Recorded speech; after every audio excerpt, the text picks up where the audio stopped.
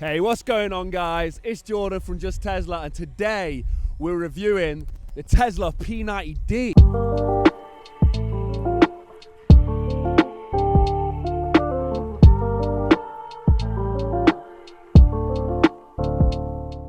So obviously we've been driving the Model S Standard Range Plus, and it's in the shop at the moment getting fixed. So for now, we're going to be driving the Tesla P90D. So there, let's just get into it.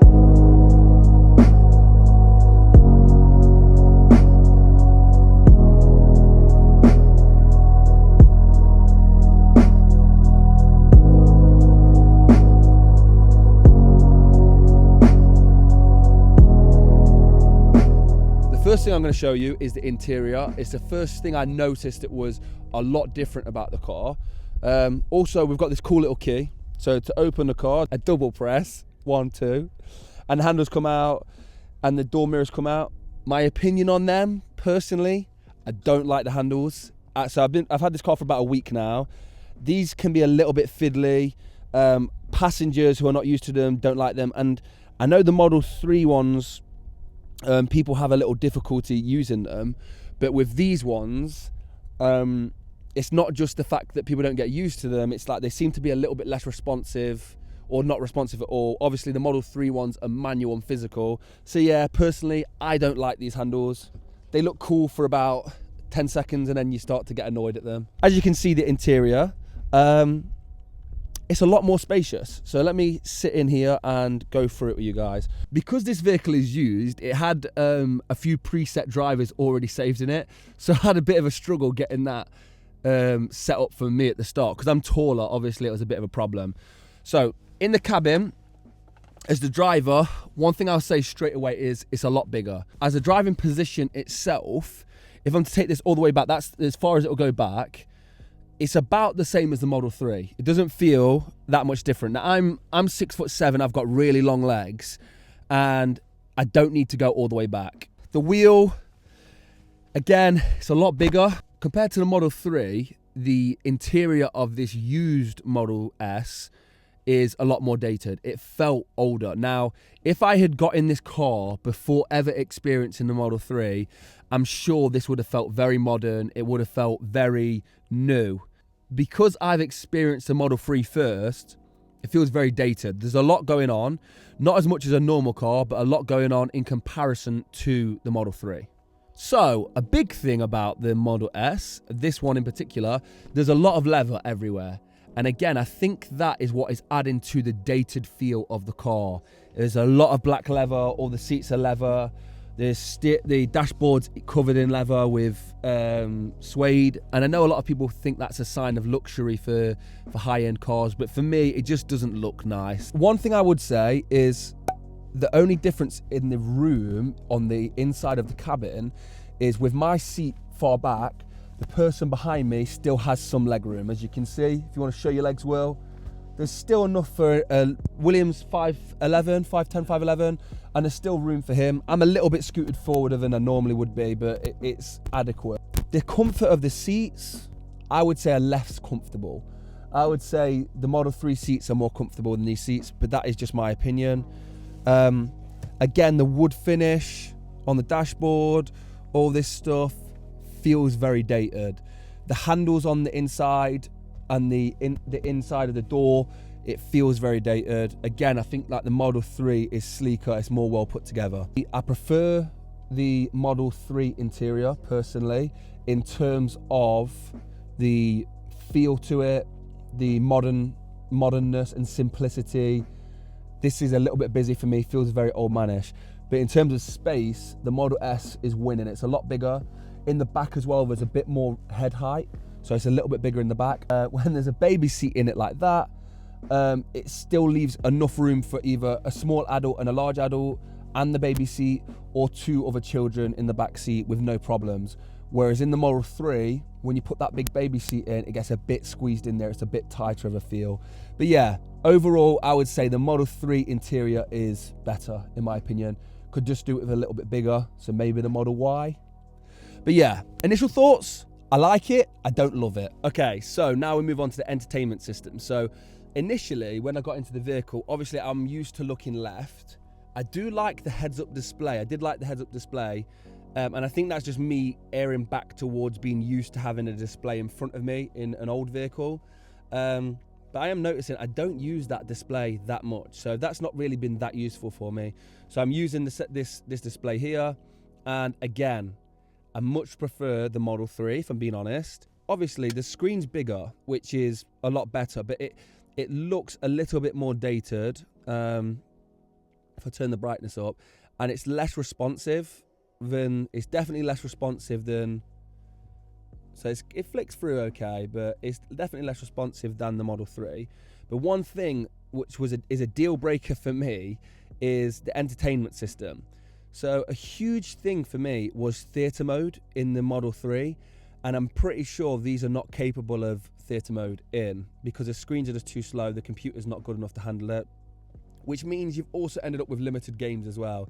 So it's just the basic games that are available. So if you are hoping that you're buying a used Model S and you're looking for a decent entertainment system, I know they're doing a computer upgrade soon for used Model S's, so maybe it's worth looking into that as an idea. But the system's definitely worse. It's slower, less responsive.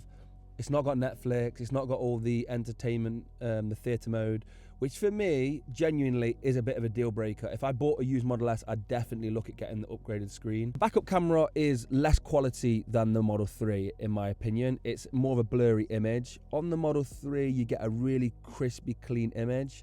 Still, it's not a problem. It still does the job. What else do we have? So we have heated seats all around, which is nice.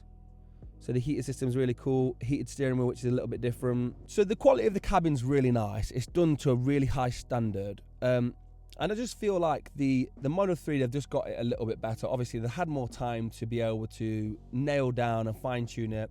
And I'm guessing the new Model S's are even better. And then probably the biggest bonus inside, so the heated steering wheel is a nice little feature, but the biggest bonus inside this car over the Model 3 would be the sunroof, if it opens for us. So you have a sunroof, but I could imagine on a summer's day that this would be a pretty cool feature. Obviously it's winter right now, so I've only opened that just to show off a couple times to my brothers, but apart from that, that remains closed for now. This is quite nice, the little feature of the car, the little image of the car, where you can basically control the whole of the car. You can open the boot, open the frunk, you can lock the car, fold the mirrors, open the charge port, all those sort of things. So that's quite a nice thing to have. Okay, so next thing I want to talk about is comfort. Now, I've obviously mentioned that the seats are less comfortable. In terms of comfort, in comparison to an average car, it's really nice. I could really do a long journey in this. I just prefer the back support in the Model 3. I feel like the seats hug you a little bit tighter. In terms of driving on the actual road, this has air suspension. So when you're driving over bumps, like little bumps in the road, like potholes, this thing does a little bit better. So it has air suspension. Now, I don't think it does that much better. It's not as good as I thought it was going to be. I thought the air suspension would be like a super smooth ride, and maybe it's just credit to the Model 3's suspension, or maybe it's not as good as I thought it was going to be, but they're not that far apart from each other. This thing's a little bit better. So where this thing smashes it in terms of the suspension is you can actually adjust it yourself. So if you go into the settings, you can click on the suspension and you can go for a very high ride height, a high ride height, standard, low, and then you can also go into jack mode. So if I put it in very high, the car will start rising straight away. And if you go in low, so you can actually, if you look at the front end outside the window, you can see the car lifting up a little bit. So it lifts up like on a little pivot system and it lifts the car up. And you do feel a lot higher up. You literally, so as soon as you're in that very high ride height, you do feel a lot higher. And I know it's only a few inches, but it really does make a difference. But this is the crazy thing that I was so impressed with, and it's just a little feature that they've done. So where I live, I park on a little car park in front of the building, and there's an extremely steep hill. Now, I like to ride around in low, but every single time I was getting there, I'd hit very high. And I noticed after a while that the car, as soon as I arrived at that location, it moved itself into a high ride position because it knew, because of the GPS and the location where I've been pressing very high each time, It knew to do it automatically. Okay, so driving's really nice. In terms of driving, you can choose in here if you want to do sport mode, standard, comfort, and that's just the steering. And you can change regenerative braking. You can do creep mode and all that sort of stuff, very similar to the Model 3. And then you can go on acceleration. So I'm pretty sure in the Model 3 we can choose between 2. In this one, you can choose all the way up to Insane Plus. So now we're moving on to the speed of this thing. And obviously, I thought the Model 3 was fast, and it is quick. So in sport mode, I would say this vehicle is very similar to the Model 3. That's what the Model 3 Standard Range Plus feels like, sport mode. Insane mode is baffling. And then Insane Plus is just ridiculous. So Insane Plus actually has to heat the battery up and get it to a certain temperature so you can actually use the full capacity of the battery. But yeah, the speed is different. It is fast. It's really fast. And if you're thinking about, if your only thing was speed in comparison to the Model 3, the Model 3 is fast and it's fast enough, but this is bonkers quick. 2.6 seconds is no joke, like it is fast. Everyone who's been in the Model 3 has now been in this vehicle, and everyone in terms of the interior, bar one person, prefers the Model 3. In the interior, everyone preferred the Model 3. I preferred it myself. On the outside though, it's a different thing. So with the people who have seen the vehicle close up of everyone I know, people prefer the Model 3. Again, they think it looks better. This has obviously got that nose cone at the front. I don't like that on this Model S. The newer shape Model S's, I think, I would probably say is a better looking car, but these nose cones makes me choose the Model 3. And everyone else agrees with me who's been in the car. But this thing, when you're driving it round, gets a lot more attention. There's a lot more people stopping to take pictures or pointing. And we do get that in the Model 3, but a lot of people do it in this. The boot space. So in terms of space, the boots, the frunk, or the fruit, as I like to call it, because we're in the UK, and the trunk in this vehicle are a lot bigger. So here's the frunk, looking kind of big. I think I could climb in that. I could literally close this.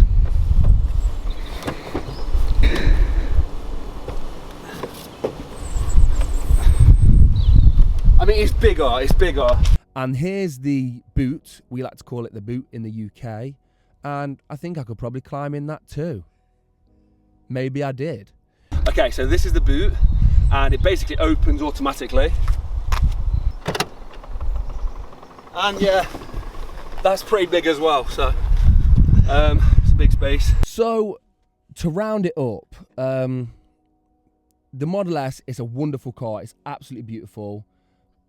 It's just the Model 3 feels a lot different, and I think that's what I want to keep this video as. I want to keep this video as the Model 3 owner reacting to a Model S, not just your average car consumer. So I've experienced the Model 3, and now I'm in a used Model S, and it does feel a lot more dated in comparison. The technology's cool, but it feels dated. Just the handles alone, they're cool, but they feel dated. Like, they don't feel like the Model 3. They don't feel like a part of the vehicle. And I dislike the handles, in fact. I think the Model S would look so much better with just the same handles as the Model 3. If I was a normal consumer reacting to this Model S, I'd think it would probably be bonkers. I've got a feeling that if we sat in a new Model S, it would be a little bit different. But I know the center console is very similar. I know a lot of the things are very similar, and there are a lot of the things I don't like about this car. So yeah, there's my reaction. That's my initial reactions to the Model S, a used Model S P90D. They're my initial thoughts. I will do a side-by-side comparison of a used Model S, this used Model S, versus a Model 3, and I'll just compare each point. I'll get the prices of the vehicle. I'll do some measurements of the inside of the leg room, and I'll give you an actual full-on overview of which one you should buy. Should you buy a used Model S, or should you buy a new Model 3? Thank you so much for watching this video. Let me know what you think of the Model S. Would you consider buying one? Would you not? And yeah, that's everything.